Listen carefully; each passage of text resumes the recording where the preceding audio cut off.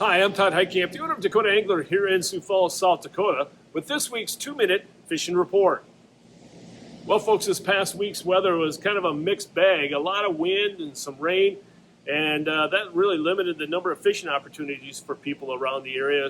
But those that went out, again, continue to have some luck.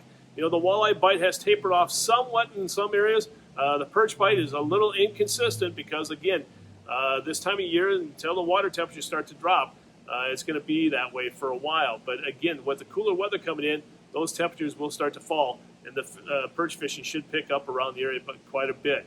As far as the walleye bite is concerned around the area this past week, the lakes up in the northeastern part of the state that produce walleyes continue to be Waubay, Lynn, Opitz, Bitter, Big Stone, Dry Lake number 1, as well as Indian Springs, Horseshoe, Three Buck, as well as Goose.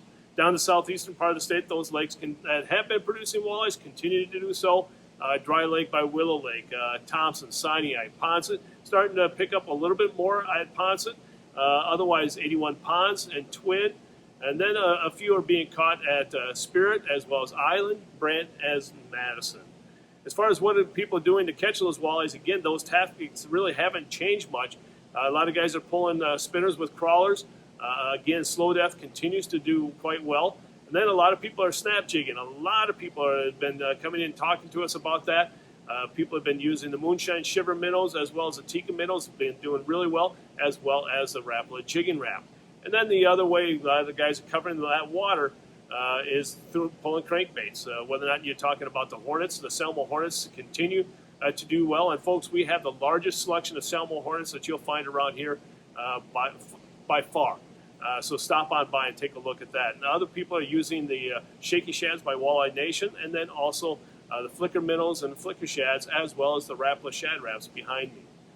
As far as the perch bite is concerned, again, that has been a little bit inconsistent. Some days have been better than others. Lakes that have been producing perch this past week include Bitter, Big Stone, Indian Springs, Dry Lake by Willow Lake, Thompson, a few being caught at Ponset, as well as Sinai, Madison, Twin, as well as Island. Now, what are guys doing to catch the perch? As we talked about in previous weeks, drop chain lures have worked really well. The Pilkies, the Haleys have really been probably the bait of, the lure of choice, if you will. And people are tipping them with waxworms and maggots, which we have plenty of here at the store. Otherwise, guys are using tungsten jigs, again, underneath a bobber or even jigging alongside the boat. A lot of finesse fishing going on, and that we've talked about the past couple of weeks. So again, the perch bite hopefully will be picking up more and more this next week. And again, a reminder to all of you, to when you're pulling your boat out of the lake, to make sure you clean, drain, and dry it. And then also, this time of year, a lot of people are pulling their docks out. So again, take a look at your docks and clean that dock properly to make sure all those zebra mussels are off and not going to pollute some other body of water or anything like that. So again, take care of those docks this time of year. In this week's version of Todd's Tackle Tips, we're going to talk about weather because, some people may not realize I'm also a weather forecaster in my other side of life, if you know what I mean. And so I want to make sure that you have an easy way of getting weather information because I don't think there's anything more important than being properly prepared for adverse weather or wind or whatever it may be when you're out there fishing. So the best thing that you can do is go to our website in the National Weather Service at weather.gov, and that will give you a map of the entire United States. And you click on your area, where you live in, or the area that you fish in, and that will send you to your nearest National Weather Service office. At that point in time, bookmark it, and then you'll be able to come up to a closer zoomed-in map of your location.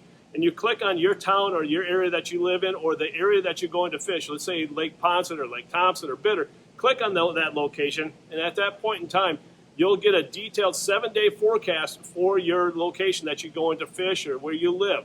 But the nice thing about it is that you can get an hour-by-hour forecast. Down on the bottom right-hand side of that website, you can click on that and you'll get an hour-by-hour forecast of temperature, dew point, chances of precipitation, and most importantly, the wind. That will give you an idea what direction the wind is going to be and also how strong. But the thing that you need to remember, a lot of people don't realize this, is that when you're on that body of water, what I always recommend to add at least 10 miles an hour on top of the wind forecast at that time at that location. The reason why is the wind is always going to be stronger on that body of water than on land. So again, that's a great way that you can be prepared for any adverse weather at that point in time by being informed, by knowing the forecast. So again, Go to the National Weather Service website, weather.gov, find your location, zoom in, click on the location that you're interested in. You'll get a detailed 7-day forecast, but most importantly, go on the bottom right-hand side and get the hour-by-hour forecast, and then you know what exactly the wind and what the weather's going to do for that day. If you have questions about that, don't hesitate to give us a call at 605-336-9132. And now it's time to take a look at a few photos that you sent in to me this past week.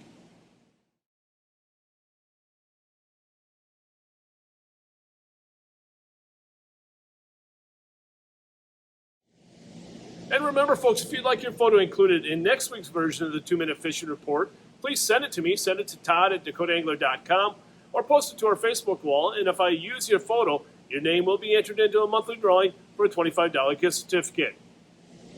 And folks, before we end this week's report, as always, I want to remind you of a couple of things. Number one, again, don't forget about our annual Dakota Angler Ice Institute at the Sioux Falls Arena. The dates this year are November 12th, 13th, and 14th. And it's going to be bigger and better than ever. We're going to have the entire convention center. So again, mark those dates down. And as always, a great way to stay up to date with everything going on here at the store is through our social media feeds, whether or not it's Facebook, Twitter, Instagram, Snapchat, and then also our website. And again, don't forget, our website is a great way to shop. If you can't make it to the store, you can do the second best option, is shopping with us online at dakotaangler.com. Well, folks, that's this week's version of the 2-Minute Fishing Report for Dakota Angler. I'm the owner, Todd Heitkamp, and as we say around here, fish on! We'll see you next week, and again, thanks for watching. Stay healthy, and folks, stay safe.